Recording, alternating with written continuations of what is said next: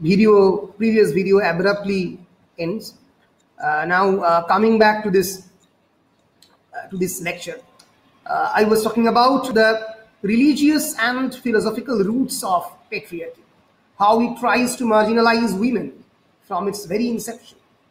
And I have quoted already from the Bible, from the biblical passages assigned to Adam and from Genesis, that how Adam said that this is now bone of my bones and flesh of my flesh, she shall be called a woman. And Genesis said that, so God created man in his own image. So man has been created directly from God, but woman is a derivative, marginalized, supplementary identity, and hence was created from the rib cage, the bones of the rib of Adam.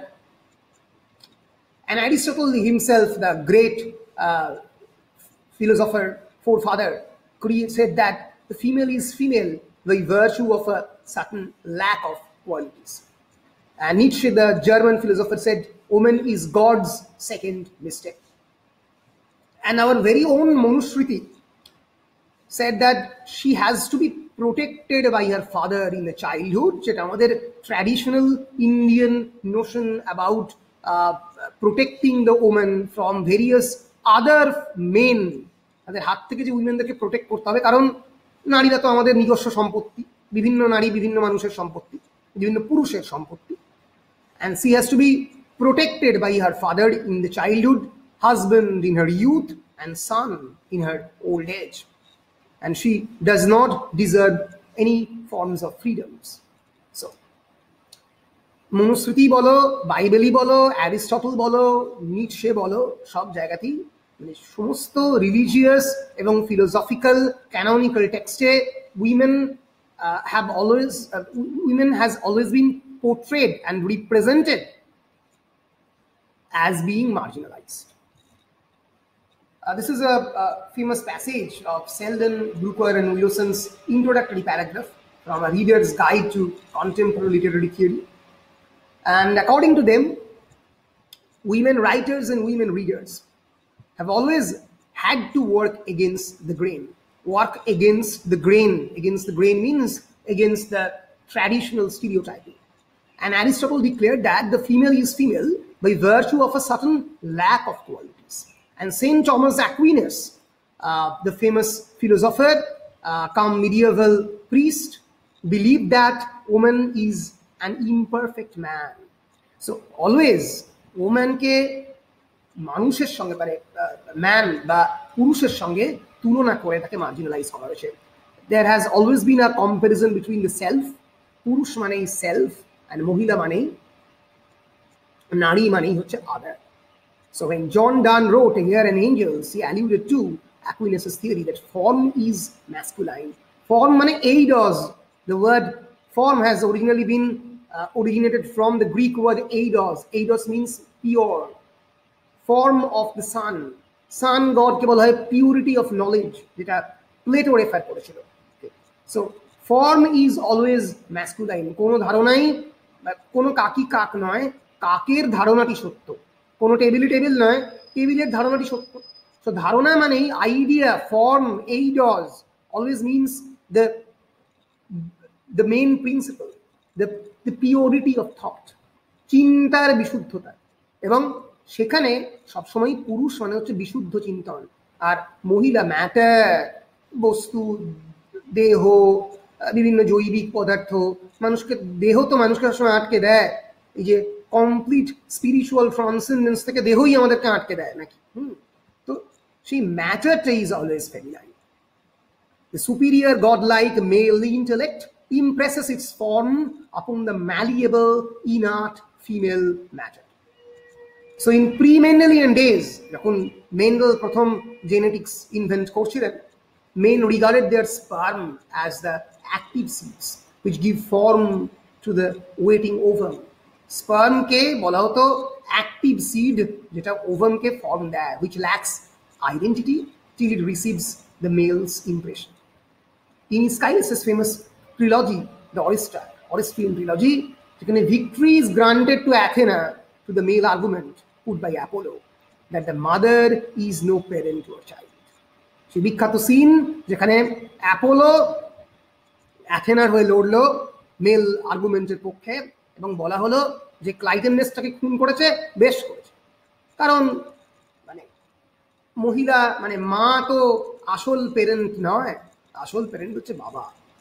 Victory of the male principle of intellect brings to an end the reign of the sensual female furies and asserts the patriarchy over matriarchy. যদি ক্লাইটেমনেস যদি particular অরিস্ট্রিয়ান trilogy পড়ে থাকো তাহলে জানতে পারবে কেমন করে এই ফিমেল ফিউরিজ যারা সেই সময়কার অ্যাথেন্সকে প্রায় সম্পূর্ণ ধ্বংসের দিকে নিয়ে যাচ্ছিল, তার থ্রু দিয়েই অ্যাপোলো নিজের আর্গুমেন্ট সান গড অ্যাপোলো একটা মেল রিপ্রেজেন্টেশন অফ মেল ডম, representation of all forms of male power, সে কেমন করে পেট্রিয়ার্কিকে মেট্রিয়ার্কির উপরে এস্টাবলিশ করে তার গল্প। So throughout its long history, feminism has sought to disturb these complacent certainties of such a patriarchal culture. So চিরকাল এই throughout its history, ফেমিনিজম যেটা চেষ্টা করেছে এই মেল কালচারকে কমপ্লেসেন্সিটাকে ডিস্টার্ব করার চেষ্টা করছে, এই সার্টেনটিটাকে নিশ্চিত যে পৃথিবী মেল ওয়ার্ল্ড তাকে ডিস্টার্ব করার চেষ্টা করেছে, and try to assert a belief in sexual equality and to eradicate sexual domination in transforming the society. So এইটাই ফেমিনিজমের মূল উদ্দেশ্য, to disturb this certainty and male complacency. I'm quoting from Selden, Brooker and Wilson, A Reader's Guide to Contemporary Literary Theory, page number 114. Now, before discussing feminism, let us have a look into the proto-feminist thinking. What is proto-feminism? Proto-feminism is basically the idea, is basically the philosophical tradition that anticipates the modern feminism in an era when the concept of feminism was still unknown. So basically এমন একটা age হচ্ছে proto-feminism, specifically from 12th century, 13th century, 14th century, যখন উইমেনদের right নিয়ে অনেকে কথা বলছে, various priests, various men as well as female artists, female writers, unknown anonymous female writers and artists, তারা কথা বলছে ফেমিনিজম নিয়ে, নারীর অধিকার নিয়ে, কিন্তু তখনও feminism as a movement, as a socio-political movement in diverse fields তখনও ক্রিয়েটেড হয়নি, ফলে তাকে proto-feminism বলে। So around 24 centuries ago, Plato, according to Elaine Hoffman Baruch, argued for the total political and sexual equality of the women, advocating that they be members of his highest class, those who will then fight. So Plato talked about the feminine rights, the rights of the women. যদিও তার শিষ্য, famous disciple Aristotle always negated this form of argument, Italian French writer Christine de Pizan, ছবি তোমরা দেখতে পাচ্ছ, he presents her book to Queen Isabel of Bavaria, the author of the Book of the City of Ladies, first proto-feminist work বলা হয়, and the Epistle to the God of Love is cited by Simone de Beauvoir as the first woman to denounce misogyny and write about the relation of the sexes. So French-Italian writer Christine de Pizan, the author of the Book of the City of the Ladies and Epistle to the God of Love, has been considered as a first woman who denounced misogyny and write about the equality of the sexes. Now let us have a look, before emerging into a full-term discussion of literature, of feminist literary criticism, let us have a look into the representation of women in art. কেমন করে আর্টে specially উইমেনদেরকে কেমন করে দেখা হয়েছে, আমি এই জন্যই দেখাতে চাই, তার কারণ এই পলিটিক্স অফ রিপ্রেজেন্টেশনটাকে রিভিল করার জন্য কেমন করে women are being represented in western canonical art form, কিভাবে তাদের ইমেজ, কিভাবে তাদের ফর্মটা বিভিন্ন সময় হিস্টোরিক্যালি কনস্ট্রাক্টেড হয়েছে এবং চেঞ্জ হয়েছে, এই এভলিউশনটা দেখানোর জন্য। This is a medieval picture, Matthew's Grudewald, a famous Dutch painter. তার ইশেনহেম altarpiece মেরির ছবি, always as a figure of motherhood, as a figure that nurtures, as an extension of the nature, as a mother figure হিসেবে উইমেনকে 13th century 14th century বিভিন্ন আর্টে দেখা গেছে। This is a very interesting piece of art, a very famous art, as you all know of a very famous painting, the Mona Lisa, by Leonardo da Vinci. It's a half-length portrait painting by the Italian artist Leonardo da Vinci, and it is considered as an archetypal masterpiece of the Italian Renaissance. Women figure ke traditional ওয়েতে represent না করে, কারণ তোমরা দেখতে পাচ্ছ eyebrows নেই, essentially দুটো যে পার্ট এই পার্টিকুলার ছবিকে যদি আমি দুটো ভাগে ভাগ করে নিই এখান থেকে, তাহলে একটা দিক এসেনশিয়ালি অনেকটা ফেমিনাইন দেখতে, আর একটা অনেকটা ম্যাসকুলাইন। আইব্রাউ নেই, এই পার্টিকুলার জায়গার সঙ্গে এই পার্টিকুলার জায়গার অনেকে মিল নেই। এখানে অনেকেই বলে এখানে একটা নৌকা বা ওই ধরনের কিছু একটা জিনিস উল্টানো, ডিঙি উল্টানো অবস্থায় রয়েছে, কিন্তু এখানে তার এক্সিস্টেন্স নেই। এখানে একটা এসেনশিয়াল মিস্টিরিয়াস অ্যাটমসফিয়ার ক্রিয়েট করেছেন লিওনার্দো দা ভিঞ্চি, এবং এসেনশিয়ালি ফিমেল মিস্ট্রিকে কমোডিফিকেশন না করে একটা অন্য ধরনের ফেমিনাইন বিউটিকে এখানে তুলে ধরার চেষ্টা তিনি করেছেন। This is The Birth of the Venus by Sandro Botticelli, a famous painting painted around 1483-1485. Botticelli's এই পেইন্টিংটা is very unusual for the early Renaissance, mainly because of the way he shunned the realism. এবং women ফিগারটা অনেকটা essentially masculine, অনেক ক্ষেত্রে essentially তার যে muscle সেটা সামনে দেখা যাচ্ছে, এবং এই যে মানে শানিং দ্য রিয়েলিজমকে কমপ্লিটলি শান করে ওদিকে sea imagery of the sea, তার মধ্যে থেকে ভেনাস উঠে আসছে। She is effortlessly beautiful and admirers flock to her side, trying to get a look at her. And যদি আমরা এর সঙ্গে অন্যান্য বিভিন্ন পরবর্তীকালে গথিক বিভিন্ন মিডিয়েভাল আর্টকে এর সঙ্গে কম্পেয়ার করি, তাহলে আমরা দেখতে পাবো বত্তিসেল্লির the birth of Venus is way ahead of his time. The Young Woman at a Toilet by Giovanni Bellini, painted in 1515. The Young Woman at a Toilet depicts another topless woman gazing into a mirror that she is holding. She is seated at her bed in front of a window with a rolling landscape outside. The woman is now there is a lot of value expressed through this predominance of the color green. একটু ভালো করে দেখলে বুঝতে পারবে যে green colored meadows,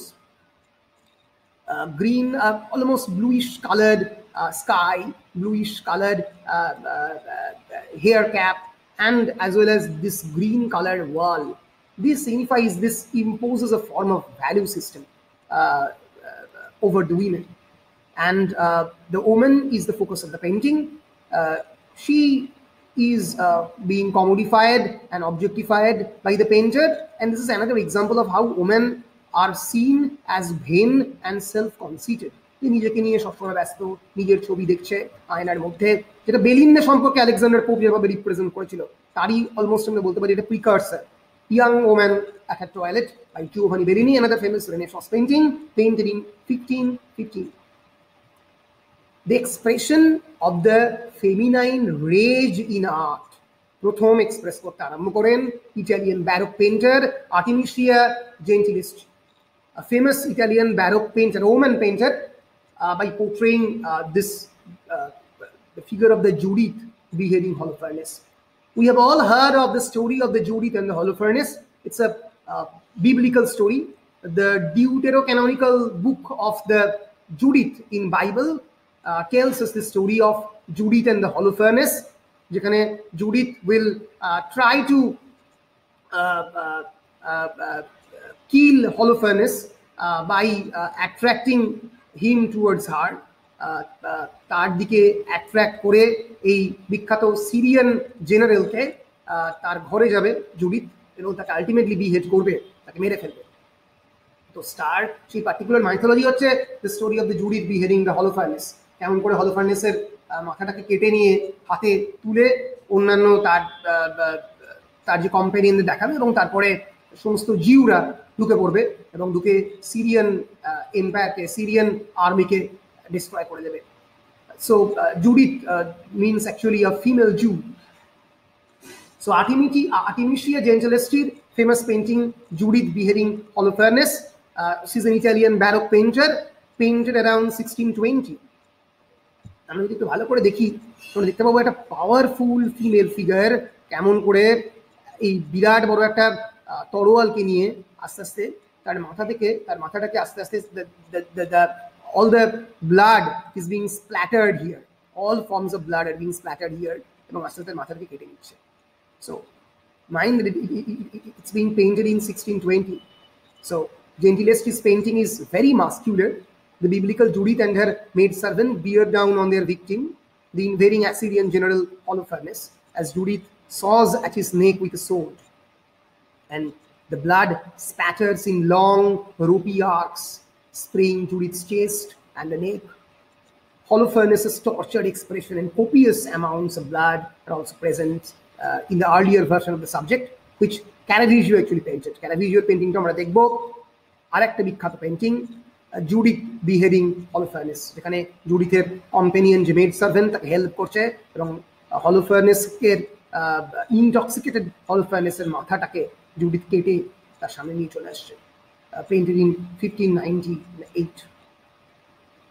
So the expression of the feminine rage in art, womenরা যে মানে রেগে যেতে